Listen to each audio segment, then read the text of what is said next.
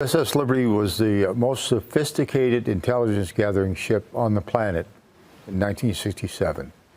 There was a few ships like it, but none so capable of doing what they were supposed to do. It was a spy ship. Mm-hmm. Everybody knows that. Just right. It wasn't like the Pueblo. It was a different type of hull, different type of ship, and more crew members. 2/3 of the ship were spooks, spies. And the other third of the ship was people like me in ship's company. And our job was to make sure that these guys got to the right place as fast as we could go. Anything they wanted, they got, which they rightly deserved. And we got them there. And we got them there safely and as fast as we could, anywhere in the world that we would go. I was on that ship for a long time. I did every cruise except the first one. Mm-hmm. So I left there on December the 12th, 1967, when I was discharged. The most trusted men in the United States were on that ship. The most trusted. The most trusted. Most trusted. On the day of June 8, 1967, we arrived on station of 12.5 miles off the coast of Sinai Peninsula.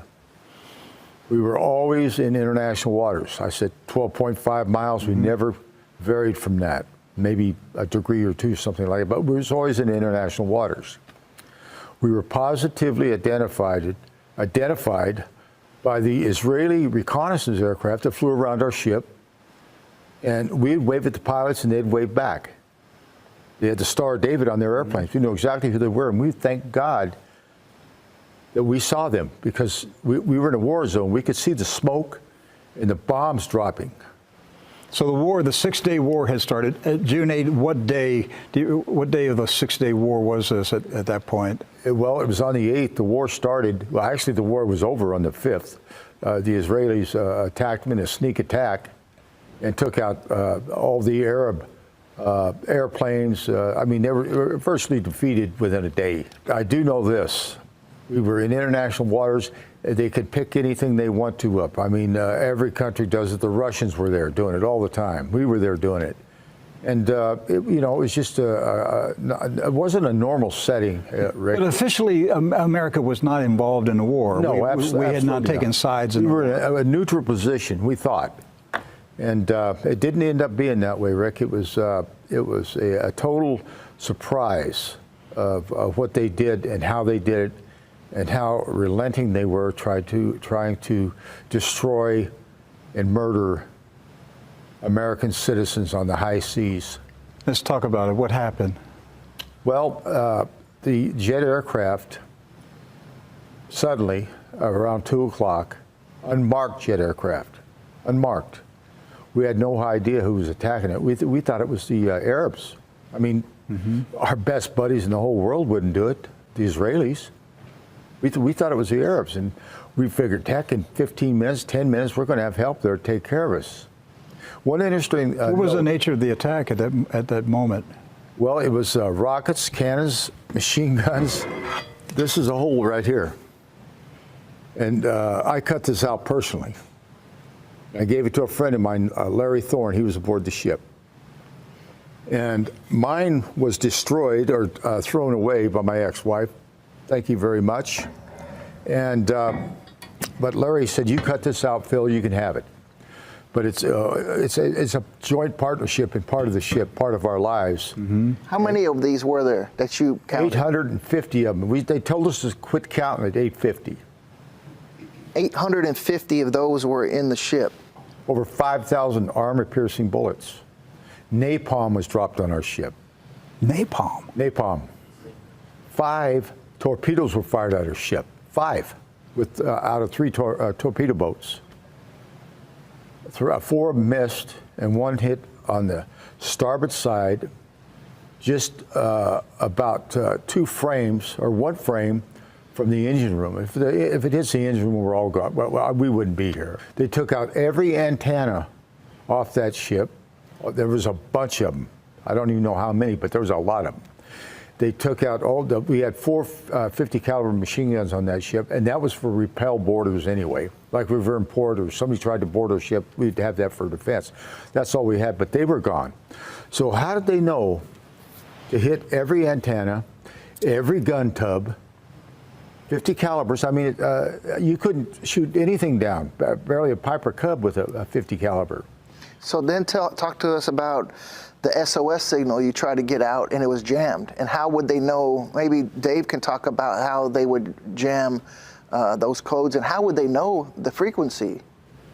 Well, they knew everything, and where they got all the information from, God only knows. But they knew everything. They jammed it, and when the planes would quit attacking us for that moment, then we did get a distress signal out from a radioman, Terry Haldebardier. He's passed on, and So they could only get those codes if there had to be somebody in the U.S. government who decided that Israel should have these codes, or Israel had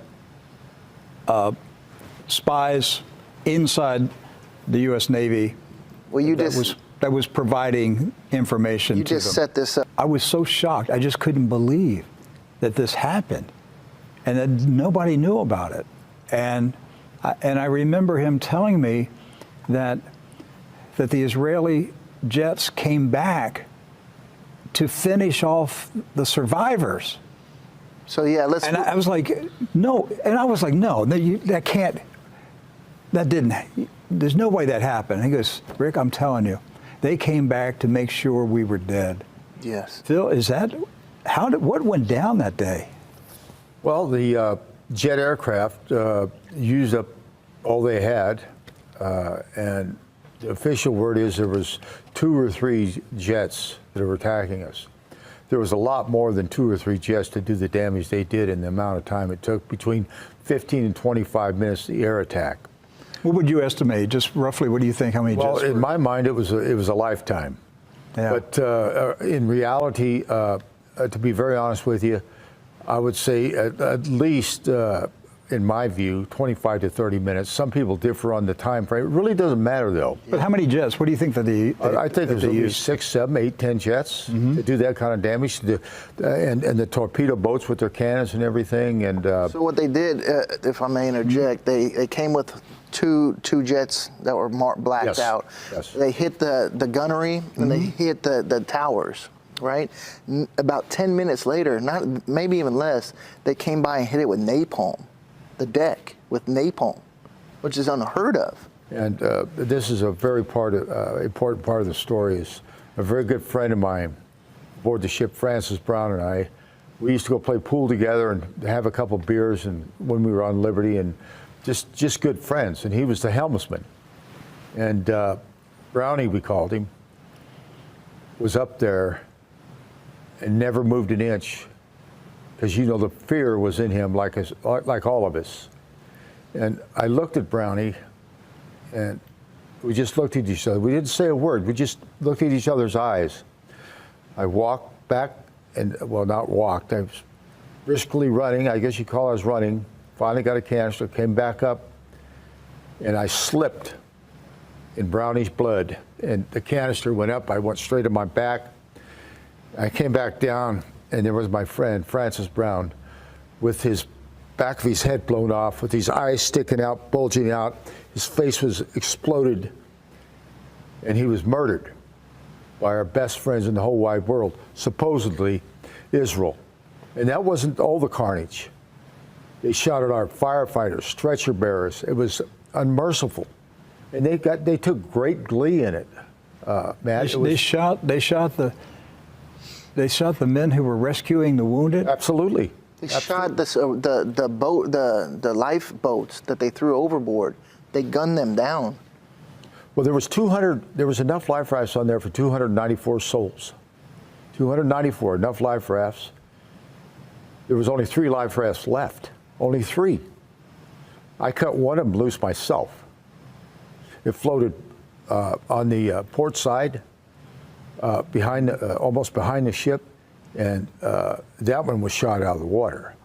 They shot it out, and they shot the other one up, and they took one aboard the boat as a trophy. It's probably hanging somewhere in a museum in Israel that they can go say, wow, we did this to our American friends. Were there any sailors that were in the lifeboats?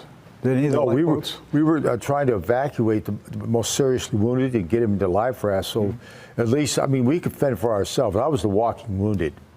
Well, But they were blowing up, they were destroying the life rafts before you could even get the wounded into Oh, the yeah, absolutely. Which is a second war crime. Yes. It's a war crime. The napalm, well, this is 3, distress signal, napalming, and shooting up life rafts are 3 serious war crimes.